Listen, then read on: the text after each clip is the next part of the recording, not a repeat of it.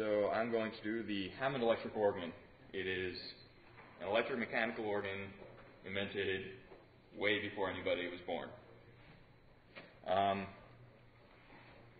So it was invented, I think it was in the 20s, by Lawrence Hammond, who was sort of the crazy genius inventor you all wish you could be.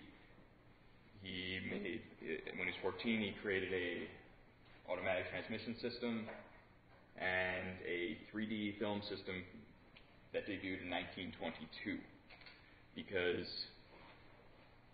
nobody had put these things together.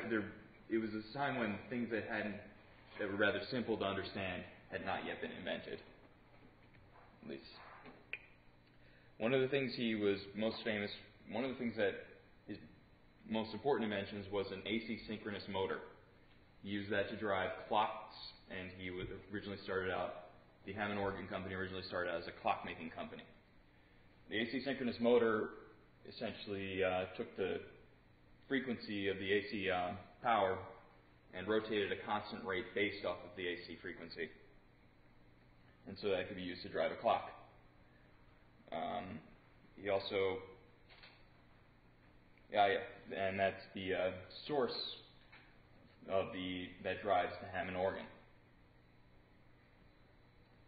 Hammonds use a thing called a tone wheel, which is a grooved wheel that sits next to a pickup, and as the grooves pass the wheel, it creates a audio signal.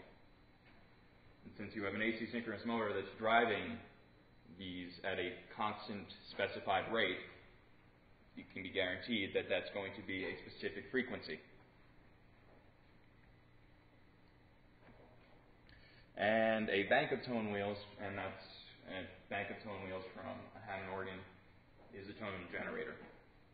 There are 96 wheels in a standard B3, which is the most commonly, and actually it's, if you say B3, you may mean some other model of Hammond at this point. Most models of Hammonds have 96 tone generators, or 96 tone wheels. And I have a B3 simulator, or a Hammond organ simulator. This is what one tone wheel would sound like. A little lame.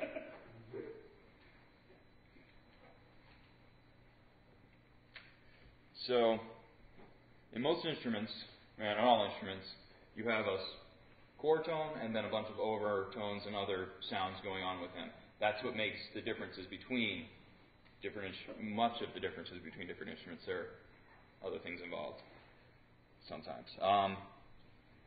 So you have these drawbars which are connected to the keys, and that will let you mix the different overtones into a single source tone. And that lets you get some more interesting sounds. So if I were to pull that back, push up I think that's the octave below, this is a fifth above, you get some more.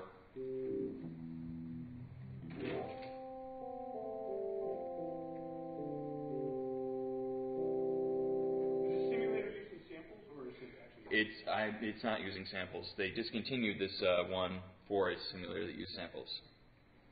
I disagree with that. Yeah. Alright. So, that's how you get the original source signal for the organ. There's a particular there are additional things that you can add to the signal, such as what's called percussion. Percussion is not a drum sound. It's not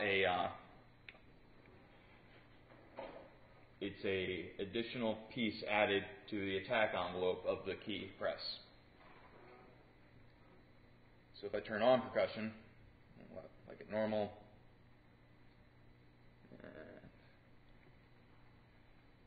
you get a sort of, I think, we roller skated to songs that had organs that made that sound.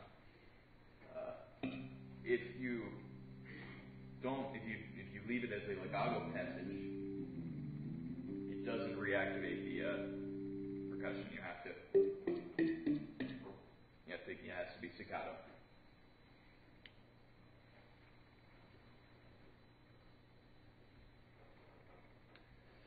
So there are further modifications that could be taken to the signal.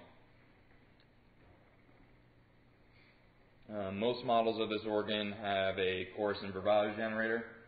That is kind of not exactly what they actually meant to say. This really only changes the volume of the signal. It doesn't change any pitches. Let me put it to faster vibrato. You can hear how it's just going up and down, up and down.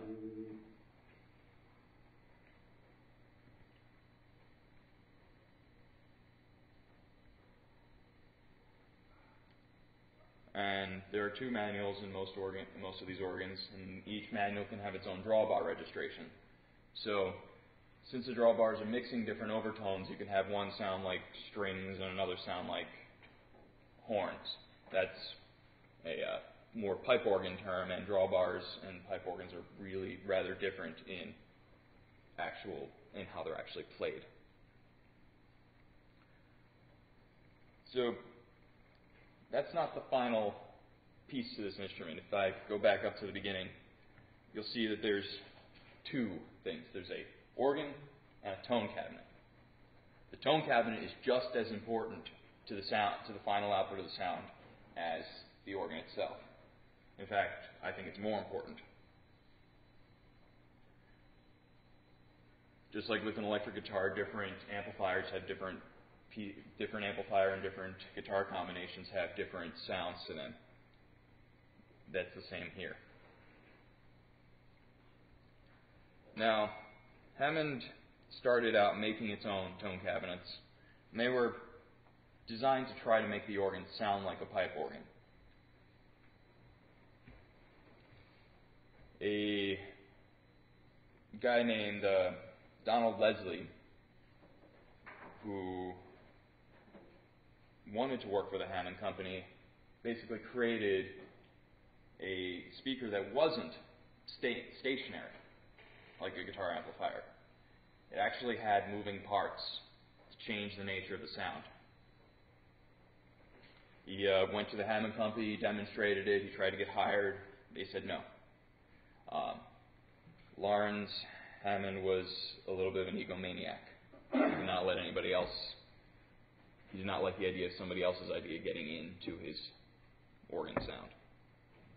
He also may have had some hearing issues which prevented him from noticing the difference between the two. So Donald Leslie started his own company. It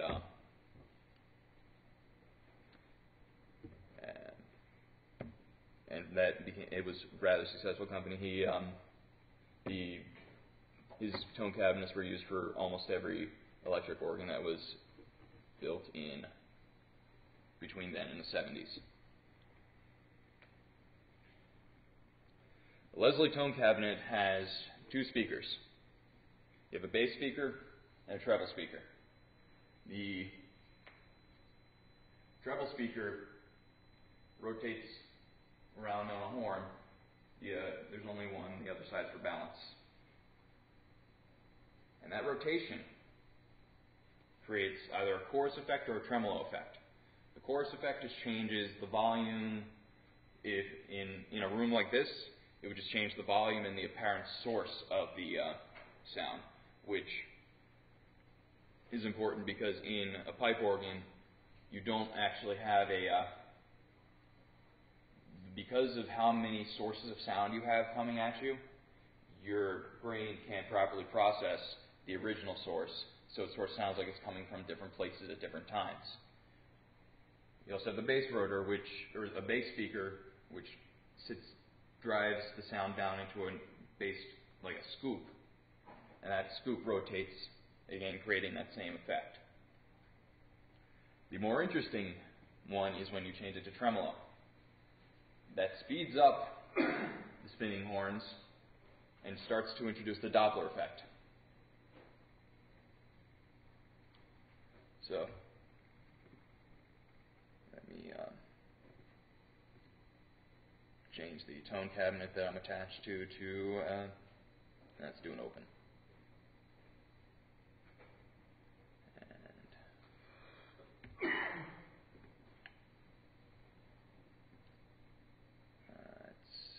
Take off the brake.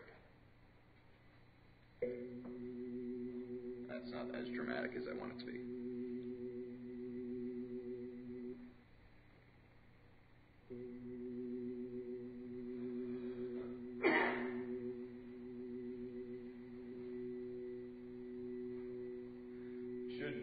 I can hear it, but that's because I'm listening for it. You should be able to hear it go change volume, and since this is a stereo thing, change location. Now, if you were to take that and move it to a... Get more volume.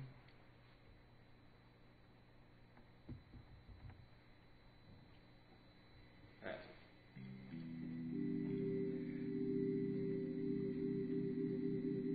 And that's how you get the tremolo sound. Does it actually simulate like speeding up? Yes, it does. And as far as music is concerned, that's one of my favorite parts of playing this instrument, is the changing of the speed of the Leslie. That's why I think it's more important than the actual organ. So Leslie and the Hammond Company were actually sort of a Edison-Tesla style rivalry. Like I said, Hammond was a little bit of an egomaniac, couldn't stand the idea of somebody else's thing being better than his. But the fact of the matter is, and he authorized Hammond dealers were technically not allowed to sell Leslie tone cabinets, but nobody really wanted a Hammond tone cabinet. Almost everyone wanted a Leslie, because it's just freaking sweet. I was going to have a video of a guy playing, or of an actual Leslie tone cabinet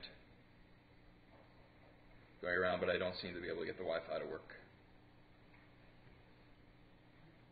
But, so, this instrument is common in almost every style of music. It is highly featured in country, unfortunately. But jazz, rock, blues, all of that is a solid place where you can find examples of this instrument. There's some neat things you can do. You also get some overdrive, and you can, since this is all the drawbars down, you start to change from a individual sound thing into more of a percussive. That's way too hard. And I actually will, in performances, use just a... And with a drummer, that sounds a lot better than by itself. That's still way hard. You also get the standard slides.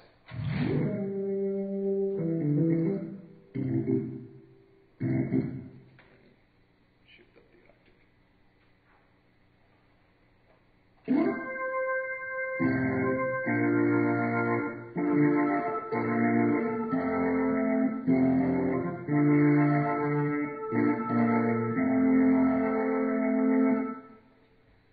So that's the basics of the instrument, from source of sound, a AC synchronous motor driving tone wheels that go to a pickup that eventually find their way to these other effects that you can add to it. Then to the tone cabinet, which adds overdrive and tremolo.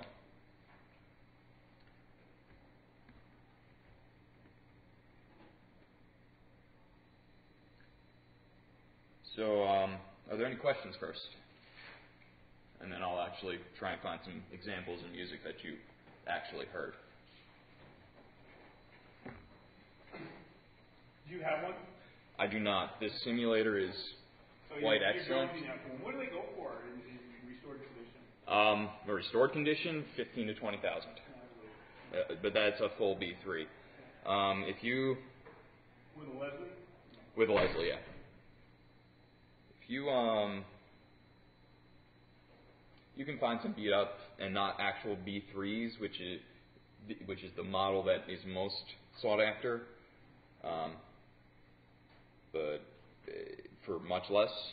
And you can get a few additional add-ons that add some of the features that the B3 are missing, that the thing is missing from a B3. Particularly, percussion was introduced with the threes, so you had like the B1, the B2, and then the B3 song. And the thing that was introduced in the B3 was the percussion. Trying to find When they stopped making it? 1970 something. Yeah. What am I trying to find? I'm trying to find the Hammond song. Is it more common to find the Leslie tone cabinet with an open back or a completely closed off back? Neither. It's just more of the musicians and locational preference. You may want in a larger room, you'll probably want an open back Leslie. In a smaller room, you're going to be more interested in a closed back Leslie. The other thing about it was there were such fine pieces of furniture. I mean, the woodwork Yeah. was awesome. It was yeah. That's a lot of stuff. It was Yeah. old when I remember seeing old analog 300 baud modem with like had dovetails and like Mm-hmm. construction. It was I am currently trying to find a organ that I can afford because they're just excellent. Why can't I find the name? Can't remember the name of this guy. Have you ever thought of looking at the later models of electric organs that don't actually include the cabinet but are just using a speaker system with simulated sound? Well, that's what I use here. That's actually what I've used in most of the cases.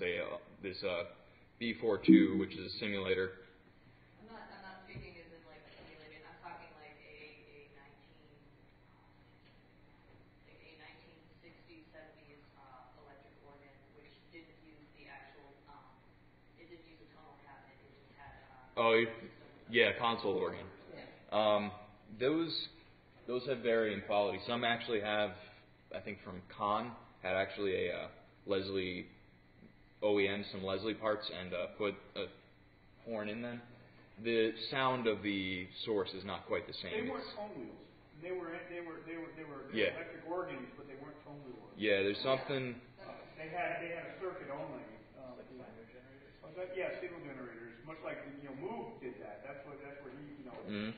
with I didn't know if he actually wanted an electric organ as in a tonal or tone-driven electric organ, or if he just wanted an electric organ in general. No, I want a tone wheel driven organ. It's a unique sound. Yeah. I don't think I've heard it other than computer simulation, which is is actually simulating its own way. Now I remember the guy, Booker T and the MGs. And this is sort of the Hammond song.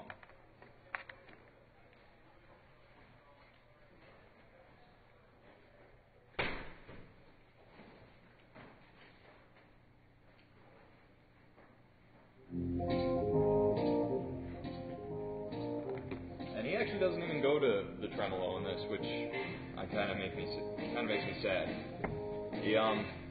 But you've all heard this song, and it makes me a little sad to hear that nobody knows what a Hammond organ actually is or sounds like. I actually think this is a guitar most of the time, but so. Well, I should have known better. So to get that sort of screaming sound, you need a rotation, fast, couple of that, a little bit of overdrive, upper manuals, and you want that lower octave drawbar down pretty much all the way, because that really crushes the tube amplifier that's in a Leslie.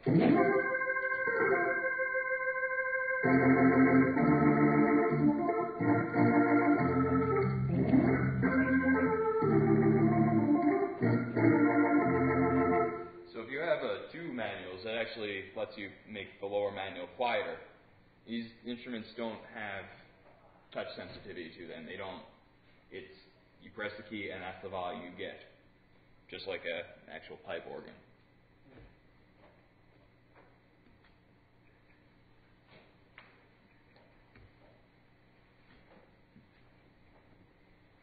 So, and these are various dinosaurs riding various two-wheeled implements.